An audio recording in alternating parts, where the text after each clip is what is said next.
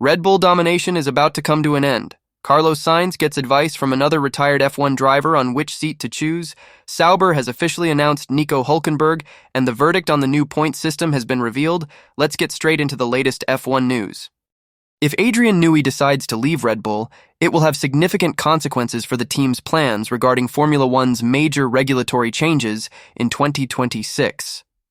Newey, who has been with the team for 18 years as their chief technology officer, has been instrumental in designing all 13 drivers and constructors' championship-winning cars since Red Bull joined Formula One.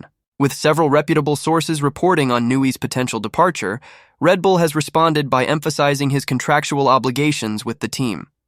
They stated that Newey is under contract until at least the end of 2025 and claim to be unaware of any agreements he may have made with other teams.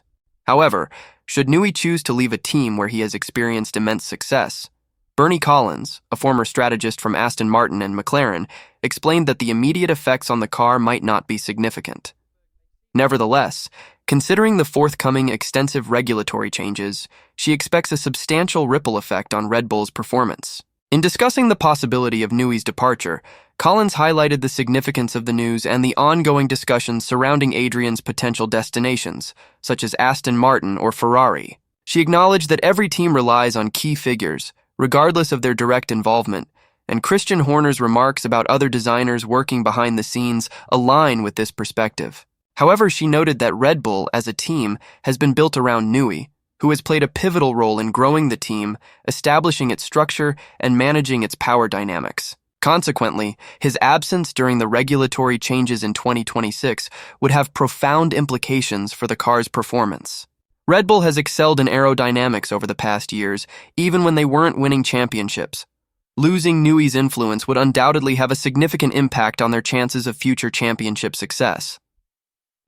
Collins also mentioned that, at the time of her statement, no official announcement had been made regarding Newey's future at Red Bull. Nonetheless, if he were to leave, it would also affect Max Verstappen, who has achieved all 3 of his world championships driving Newey-designed cars. Losing such an iconic figure would represent a crucial piece of the puzzle walking away, despite Red Bull's abundance of talented individuals within the team. The situation goes beyond Newey's potential departure alone, as it indicates a larger power struggle within the team.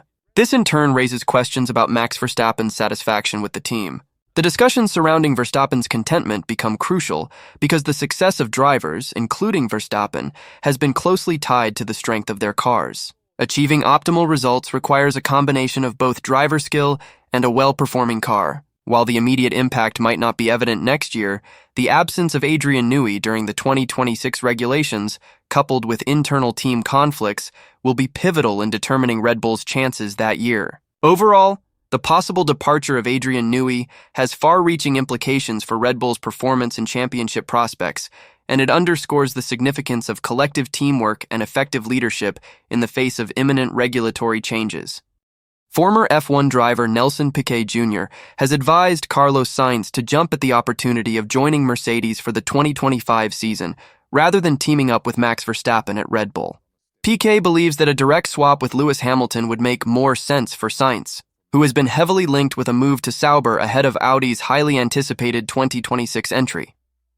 Despite Ferrari dropping him at the end of 2024 to make way for Hamilton, Sainz has had his best-ever start to a season this year, winning his 3rd career victory at last month's Australian Grand Prix. Sainz has emerged as a potential candidate for vacancies at both Mercedes and Red Bull, with Sergio Perez out of contract at the end of this year, and Verstappen's future being uncertain. Multiple reports from Italy earlier this month indicated that Sainz was on the verge of agreeing to join Mercedes, with suggestions that the Spaniard was facing a deadline of this month to accept Audi's offer.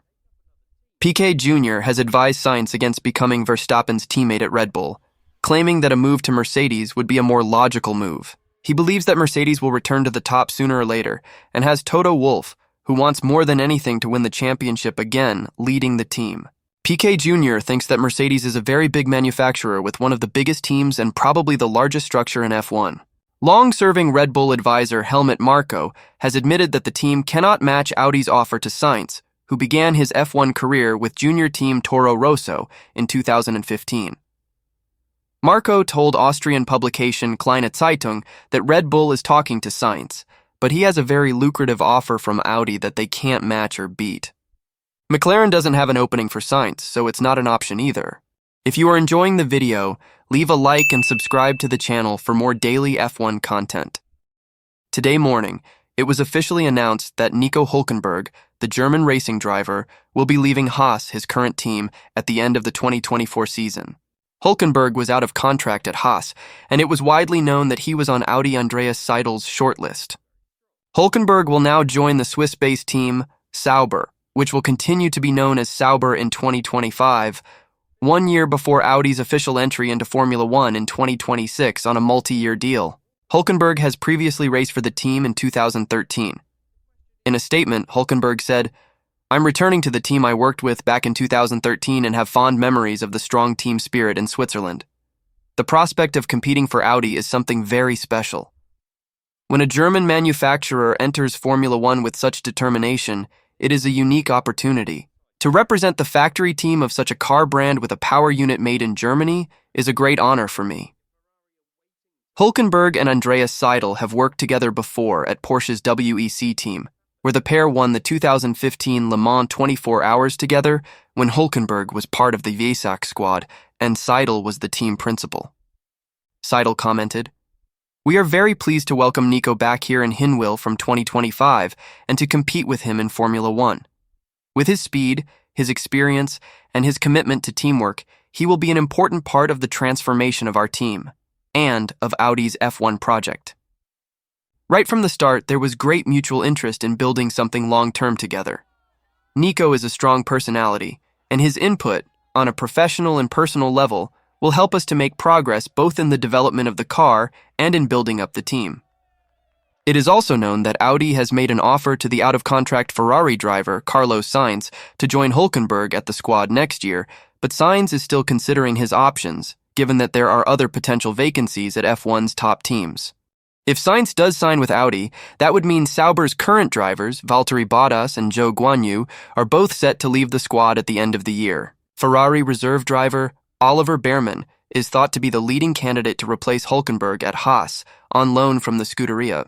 Sauber is yet to score points in 2024, having been plagued by pit stop issues during the opening races of the season, while Audi is working away in the background to deliver a stronger package for 2026's wholesale regulation changes.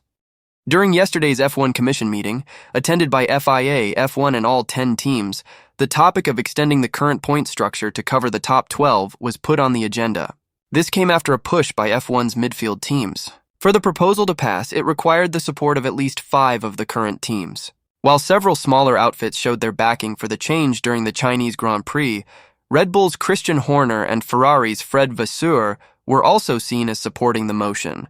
The proposal would not affect the top teams, as the points allocation for the top 7 positions would remain as it is now. However, it has now come to light that at the meeting, it was agreed that more time was required to analyze the implications of the change. The matter will be investigated more thoroughly, and it will be put back on the agenda for the next F1 Commission meeting later this year. The change can still be adopted in the FIA's 2025 F1 sporting regulations, and with plenty of time on the clock, there is no rush to make a quick decision. The proposed change was put back on the agenda due to the competitive pecking order in 2024, which has created a significant gap between the top and bottom 5 outfits. The top 5 teams, which include Red Bull, Ferrari, McLaren, Mercedes, and Aston Martin, are expected to win most of the points on offer this year, except for rare reliability issues or incidents. This means that the rest of the grid is fighting over scraps, and midfield teams are not rewarded for beating their direct rivals unless they manage to breach the top 10. The proposed change would have a more gradual sliding scale to a single point for 12th position, keeping the points allocation for the top 7 positions as it is now. This would give teams like Haas, RB, Sauber, Williams, and Alpine more to fight for. After 5 rounds in the 2024 season, the latter 3 teams have not scored a single point. While the proposal would help midfield teams score points, Alpine driver Esteban Ocon stated that it would be a plaster on a big cut and do nothing to address the disparity between the 2 halves of the grid. The FIA has confirmed that the points tweak would be revisited again at the next meeting. The Commission also agreed to introduce rear-facing cameras from June's Spanish Grand Prix, and F1 is working on a venue and date for 2025's pre-season testing to be presented at the next meeting. That is it for today's video. Watch this video next to find out the big mistake Ferrari made during the last Grand Prix.